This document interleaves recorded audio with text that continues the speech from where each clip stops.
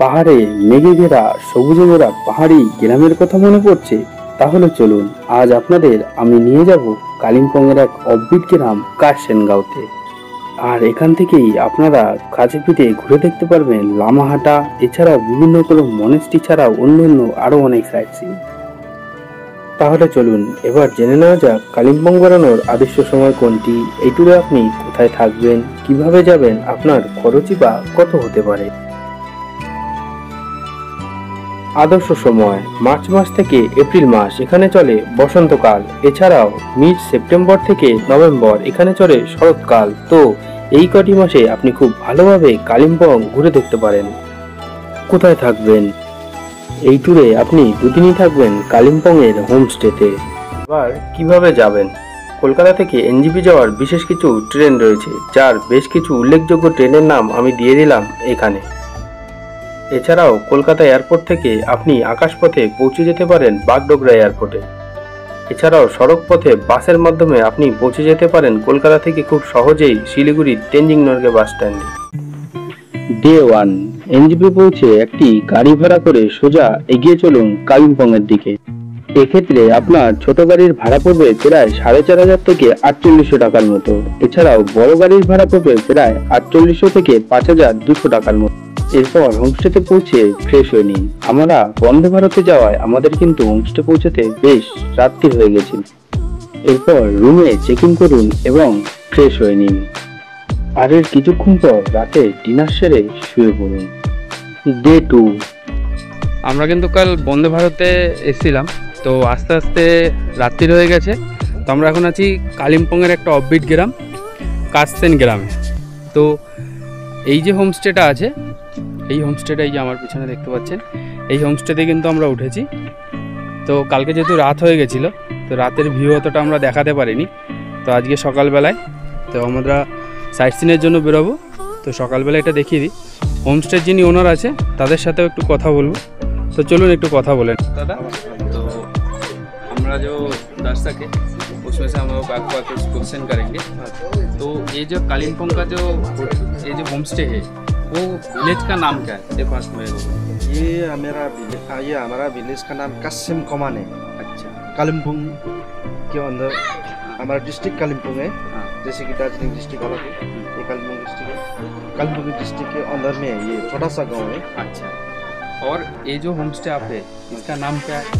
इसका नाम है वंडरहुड रिट्रीट, और सोनाम होम स्टे का नाम से भी प्रचलित है। क्योंकि गांव का आदमी लोग, मेरा नाम सोनाम है, टूरिस्ट लोग नीचे से आता है तो रास्ता भटक जाता है, और गांव का आदमी वो सोनाम बोलने से सब पहचानता है ना, इसलिए टूरिस्ट का भी वो रास्ते से आगे सोनाम ऊपर है, सोनाम गाँव बोल के आसान होता है, इसलिए सोनाम। ये जो होम स्टे है ये आपका कितना दिन हुआ है? ये हमारा स्टार्टिंग हुआ है 2020 से। बीच में ये कोरोना आ गया, कोविड-19, उसकी वजह से थोड़ा हम लोग को भी परेशानी हुआ। तो अभी तो हमारा फुल फ्लोइंग में पूरा बिजनेस अच्छा है। अच्छा, और बोल रहा हूँ, और एक क्वेश्चन है मेरा कि आपका जो होम स्टे है टोटल कितना कैपेसिटी है इस होम स्टे? मेरा टोटल 6 रूम है। अच्छा, और रूम 2 बेड। अच्छा, मतलब 4 रूम में 4 जन रहता है, आराम से रह सकते हैं। आराम से रह सकते हैं। और बोल रहा हूँ, ये जो आपका जो लोकल जो साइट सीन है, यहाँ से अगर कोई मेरा दर्शक आता है तो उसका जो गाड़ी का अरेंजमेंट होता है लोकल साइट सीन करने के लिए, वो भी आपका कर दो? सब। अच्छा, एकदम। तो आप इधर में आइए, आपका एनजेपी से पीक से लेके ड्रॉप तक कालिम्पोंग का जितना भी आपका साइट सीन है टोटल फुल पैकेज आपको ये दादा करवा देगा। तो दादा एक बार और एक रिक्वेस्ट करूँगा कि आपका जो फ़ोन नंबर है वो मेरे को यहाँ पे बोल दीजिए, तो जो मेरा जो दर्शक है वो आपको फ़ोन करके यहाँ पे आ सके। तो थोड़ा आपका नंबर बोलिए। ठीक है, मेरा नंबर एक तो नंबर 790-801-8582, और दूसरा नंबर भी है मेरा 9733353161। अच्छा, और मेरा व्हाट्सएप में भी है इसमें। अगर आप कोई इंटरेस्टेड है ना, ये कालिम्पोंग विजिट करना चाहता है तो आप ज़रूर आइए। पूरा अपनी तरफ से पूरा अतिथि सत्कार में हम लगे रहेंगे, आपको खुश करेंगे, सेटिस्फाई करेंगे। Thank you. তো আমরা চলুন একবার রুমটাকে দেখে নিই যে কিরকম কি রুম রয়েছে, হ্যাঁ সেটা একবার দেখে নিই। দাদার হোমস্টের কিন্তু এই নিচে 3টে রুম রয়েছে। তো প্রত্যেকটা রুমে কিন্তু যেমন আমি বললো যে ডবল বেড আছে, প্রত্যেকটা রুমে এরকম ডবল বেডই রয়েছে। তো এটা হচ্ছে নিচের রুমগুলো 3টে, উপরের 3টেও আপনাদের। তো নিচের রুমগুলো তো দেখালাম, তো এটা উপরের রুম দেখাতে যাচ্ছি। এই যে সিঁড়ি আছে, এটা বেয়ে বেয়ে আপনাকে যেতে হবে, বেশিটা সিঁড়ি নয় কিন্তু সিঁড়িটা কিন্তু একটু খাড়াই আছে। তো যাদের পায়ে ব্যথা আছে না তাদের একটুখানি অসুবিধা হতে পারে, কিন্তু অতটা অসুবিধা হবে না। টোটাল 14টা স্টেপ আছে। তো এই হচ্ছে উপরের রুম। তো এখানে কিছু লোক রয়েছে, আমাদের রুমটা ওদিকে আছে। তো এই রুমে ঢুকে কিন্তু এরকম 2টো বেড আছে, ঠিক আছে। আর এখানে একটা টি টেবিল আছে, এখানে একটা আয়না রয়েছে। বাথরুমের কিন্তু এখানে একটা রয়েছে বেসিন, এখানে একটা আয়না, গিজার রয়েছে, ওয়েস্টার্ন টয়লেট রয়েছে। আর গরম জল বেশ সুন্দর, দেখুন পুরো ফগ হয়ে রয়েছে। বাট এই দিকের যে পাহাড়টা আছে ওটা একটু ক্লিয়ার আছে হালকা। এদিকেও একটা পাহাড় আছে, খুব সুন্দর ভিউ পাওয়া যায়। কিন্তু ফগের জন্য এখন হচ্ছে না। তো চলুন এবার আমরা সাইট সিনে বেরিয়ে যাব। গাড়ি আমাদের ওই যে নিচে চলে এসছে, গাড়ি কিন্তু আমাদের এই দাদাই অ্যারেঞ্জমেন্ট করেছে। তো আমাদের এই টোটাল সাইট সিনটা করিয়ে গাড়ি এখানেই আমাদের আবার নিয়ে। এরপর আমরা সাইট সিনের উদ্দেশ্যে বেরিয়ে পড়লাম এবং পথে যেতে প্রথম দেখে নিলাম তিস্তা ভিউ পয়েন্ট। হ্যাঁ, এখান থেকে খুব সুন্দর তিস্তার দৃশ্য উপর থেকে দেখা যায়। এটা দেখা কমপ্লিট করে আমরা এগিয়ে গেলাম মনেস্ট্রির দিকে। তো এন্ট্রান্সেই দেখতে পাচ্ছেন এরকম একটা ভিউ আপনি পাবেন। তো চলুন এবার আগের দিকে একটু এগিয়ে যাই।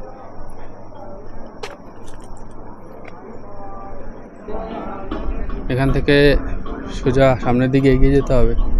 এখানে না বোলের মধ্যে এরকম জল দিয়ে রেখেছে, এই যে এটা হচ্ছে গেটটা। তো এটা থেকে ভিতরে এন্ট্রি, দেখুন দেখুন এখানে না ওই গাছগুলো ওগুলোকে এখানে পুরো ধোয়া উঠছে। আমরা যেরকম নারকেলের ছোবা ধূপ দিয়ে যেরকম প্রার্থনার সময় বা পুজো দেওয়ার সময় যেরকম জ্বালাই, এখানে কিন্তু এটা ভিতরে ওদের ট্র্যাডিশনাল যে প্রার্থনার যে গান আছে সেটা হচ্ছে। হ্যাঁ, ভিতরে ফটোগ্রাফি অ্যালাউ নয়, আপনি বাইরে থেকে একবার দেখে নিন। এটা এই যে মনেস্ট্রির চারিদিকটা কিন্তু এরকম দেখতে পাবেন।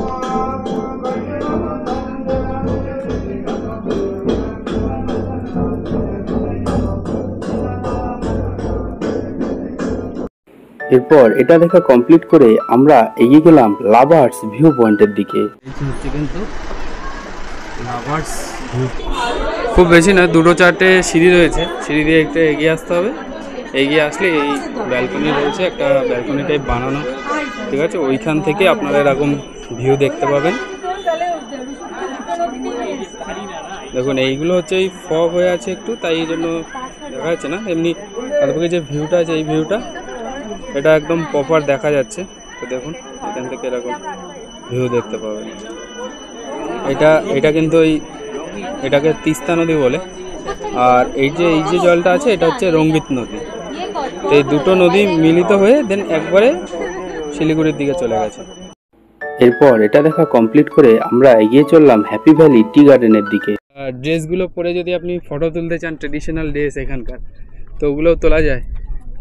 তো দেখুন চারিদিকের ভিউটা একবার দেখিয়ে দিই, এটা টোটালটাই। এবার চলুন আর একটু উপরের দিকে উঠি। এই যে এই ড্রেসগুলো কিন্তু পরতে পারেন, পরে ফটো তুলতে পারেন। এই যে ড্রেসগুলো রয়েছে, এই ड्रेस का रेंट कितना है? 100 रुपीज 100। सब मिलेगा। पूरा लेडीज का तो ज्यादा होता है ना। हाँ, তো দেখুন এখানে আপনি এই ড্রেসগুলো নিয়ে কিন্তু ফটো তুলতে পারেন। 100 টাকা নেবে একজনের। তো আপনি উপর থেকে সোজা উঠে গিয়ে দেন আপনি ড্রেস পরে ফটোটা তুলে আবার এখানে এসে রিটার্ন দিয়ে দেবেন, 100 টাকা চার্জ নেবে।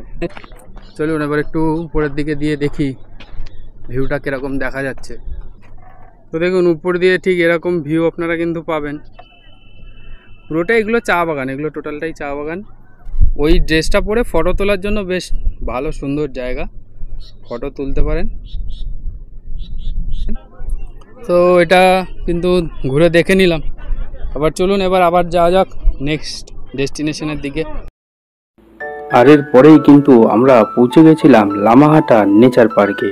টাকা থেকে দিয়ে একটা টিকিট কাটতে হবে, এই হচ্ছে টিকিট। তো টিকিট কাটার পরে এবারে হচ্ছে আপনার এইটা হচ্ছে এন্ট্রি গেট। এখান থেকে কিন্তু আপনাকে ভিতরের দিকে ঢুকতে হবে। तो यहाँ पे ना आपका टिकट चेक होगा, ये दादा चेक करेगा। তো এই টিকিটটা চেক করার পরে এইবারে আপনারা উঠে আসবেন, ঠিক আছে। উপরে উঠে আসলেই কিন্তু এবার এই দেখুন পুরোটা একদম মানে খুব সুন্দর, ফটোগ্রাফির জন্য কিন্তু একদম সুন্দর জায়গা। তো অবশ্যই আপনারা যদি এদিকে আসেন অবশ্যই এখানে একবার আসবেন। তো দেখুন পুরোটাই পার্ক করা আছে, নিচের ভিউটা তো খুব সুন্দর। এই দেখুন পুরো গার্ডেন করা। দেন এখান থেকে উপর দিকে চলে যাবেন।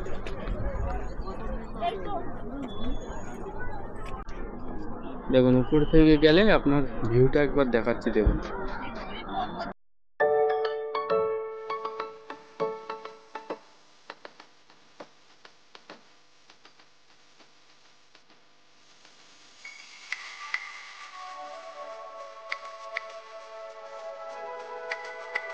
তো দেখুন যখন উপরে উঠে আসবেন তো সামনে কিন্তু এই ওয়াচ টাওয়ারটা আছে। তো ওয়াচ টাওয়ারটা দিয়ে না আপনি পুরো এই ভিউটা দেখতে পাবেন।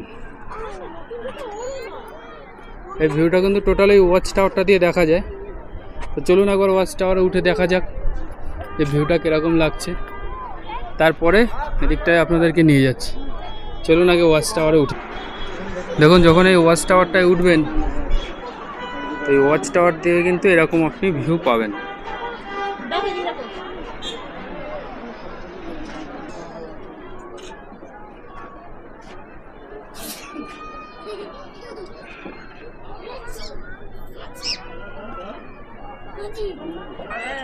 ওয়াচ টাওয়ারের ভিউ তো আপনাদেরকে দেখালাম। এবার এই সিঁড়ি থেকে না ওই পাইন ফরেস্টের মধ্যে যাওয়া যায়। তো চলুন একবার পাইন ফরেস্টের মধ্যেও নিয়ে যাই আপনাদেরকে, দেখি কিরকম। দেখুন উপরটাতে উঠে আসলে ঠিক এরকম ভিউ কিন্তু আপনারা পাবেন। এবার চলুন এই রাস্তা থেকে আর একটু ভিতরে আপনাদেরকে নিয়ে যাচ্ছি। চলুন দেখুন একদম উপরটাতে উঠে আসলে ঠিক এরকম ভিউ পাওয়া যায়।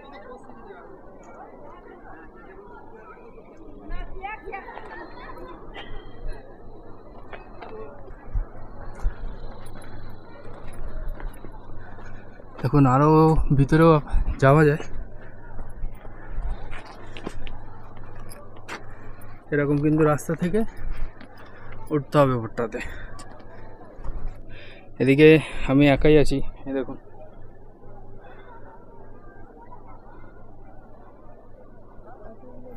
তো আপনাদের যাদের বুঝবেন যে না আমরা উঠতে পারবো তারাই কিন্তু আসবেন।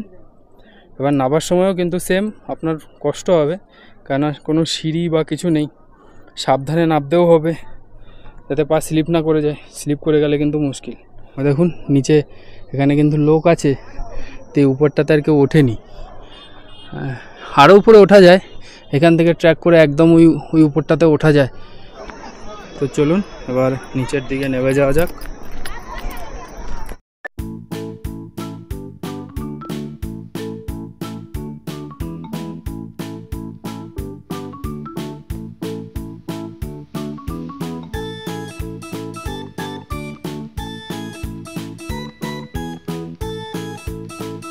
লামাহাটা কমপ্লিট করে আমরা আবারও রওনা দিলাম হোমস্টের দিকে এবং আবারও ফিরে এলাম কালিম্পং এর হোমস্টেতে।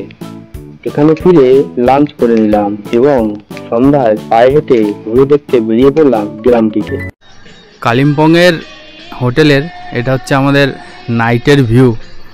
তো কিন্তু রাত্রিবেলা বেশি একটা রাত্রি হয়নি, 7টা বাজে। তো একটুখানি গ্রামটা ঘুরতে বেরিয়েছি। এই যে দেখালাম হোমস্টে, তো এই রাস্তাতেই নেবে একটু ঘুরতে বেরিয়েছি। সামনের দিকে একটু যাব, পুরোটাই অন্ধকার। হ্যাঁ চলুন দেখা যাক। না আরে আমাদের এই হোমস্টের একটা ডগি আছে, ও কিন্তু আমাদের সঙ্গে সঙ্গে এসছে। আর দেখুন দুজনেই এসছে, এই একজন যাচ্ছে এই একজন যাচ্ছে। এরা কিন্তু দুজনেই আগে আগে কিন্তু যাচ্ছে আমাদের, আমরা পিছনে আছি। তো চলুন আগের দিকে দেখা যাক। দেখুন এদিকে একটা ঝর্ণা আছে, আওয়াজ তো পাওয়া যাচ্ছে, জল ওই যে এসছে, আওয়াজ খুব জোরে আছে। ঝর্ণার দিকে আছে কিন্তু দেখা যাচ্ছে না কিছু, এতই অন্ধকার। দেখুন অন্ধকার কাকে বলে, নিজেই নিজেকে দেখতে পাচ্ছি না, এত অন্ধকার। পুরো কুয়াশ হয়ে আছে, বুঝছে? দেখুন এখানে পুরো কুয়াশ হয়ে আছে, গ্রামের মধ্যে দিয়ে হাঁটছি, পাহাড়ি কুয়াশ। এই দেখুন এই একটা পুরোই অন্ধকার, তার মধ্যে দিয়ে হাঁটছি।